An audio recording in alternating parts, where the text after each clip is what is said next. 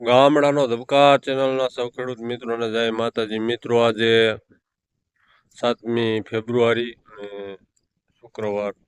મિત્રો હવામાન વિશે આપણે વાત કરીએ તો મિત્રો જે મોડલ શક્યતાઓ બતાવી રહ્યા છે એ મુજબ વાત કરીશું. પછી તમને ઝાકળના જે પ્રશ્નો છે કે ઝાકળ ક્યારે આવશે, ઘણા ખેડૂત મિત્રોના સવાલ હોય છે.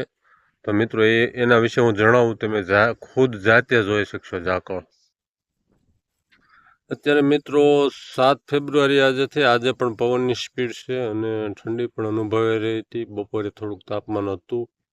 હવે મિત્રો કાલે 8 તારીખથી તાપમાન વધશે. ન્યૂનતમ તાપમાન 2 થી 3 ડિગ્રી વધશે નોર્મલ કરતાં, અને મહત્તમ તાપમાન પણ વધશે 10 તારીખ સુધી. અને 10 ફેબ્રુઆરી સુધીમાં પવનોમાં ક્યાં ક્યાં ફરક આવશે તે જોઈએ તો મિત્રો કાલ સવારના બપોર સુધી વધારે રહેશે, બપોર પછી ધીમા પડી જશે. એટલે આટલો તો નહીં જ રહે સવારમાં પણ. અત્યારે જે 10 થી 25 કિલોમીટરની ગતિ છે તે 8 થી 15 કિલોમીટરની ગતિ થઈ જશે. અને અમુક અલગ અલગ વિસ્તારોમાં અલગ અલગ પવનો ફૂંકાશે, જેમાં ઉત્તર સૌરાષ્ટ્ર, મધ્ય સૌરાષ્ટ્ર, મધ્ય ગુજરાત, ઉત્તર સૌરાષ્ટ્ર અને કચ્છના અમુક પૂર્વ કચ્છના ભાગોમાં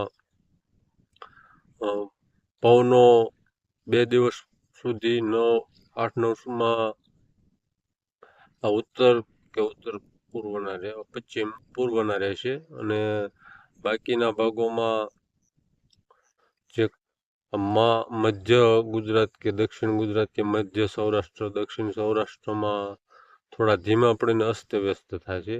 ક્યાંક ઉત્તર પશ્ચિમના, ક્યાંક પૂર્વના પણ થાય, ક્યાંક પશ્ચિમના પણ થાય. અને પશ્ચિમ સૌરાષ્ટ્ર અને કચ્છમાં જે આપણે ખૂણાના કહીએ ને, પશ્ચિમી અને ઉત્તર પશ્ચિમી પવનો ફૂંકાશે. અને કાલે 8 તારીખે નહીં પણ 9 અને 10માં પશ્ચિમ સૌરાષ્ટ્ર અને કચ્છના અમુક ભાગોમાં મીડિયમ ઝાકળ આવી શકે. અને વાદળોની વાત કરીએ તો મિત્રો કાલે વાદળા ઉત્તર સૌરાષ્ટ્ર, આજે કચ્છમાં બતાવશે સાંજે કોરા, અને ઉત્તર સૌરાષ્ટ્ર અને ઉત્તર ગુજરાતમાં 9-10માં બતાવશે. ફ્રેશ વીડી અત્યારે 8 તારીખે ઉત્તર ભારતને ટચ કરશે, એટલે એની અસરની છે. કહોટી રૂપે ક્યાંક ઘાટા વાદળો, કોઈ મોડલ એવી શક્યતા નથી દર્શાવી રહ્યું કે કોઈ માવઠું કે વરસાદ થાય, પણ તેવા વાદળો બતાવી રહ્યું છે. અને બીજું મિત્રો કે વિન્ડી એપ જે છે એના આમાં કોઈ સ્ક્રીન દેખાડી શકાતી નથી, યુટ્યુબ પોલિસી વિરુદ્ધ છે, નહીંતર હું તમને સીધા બતાવત.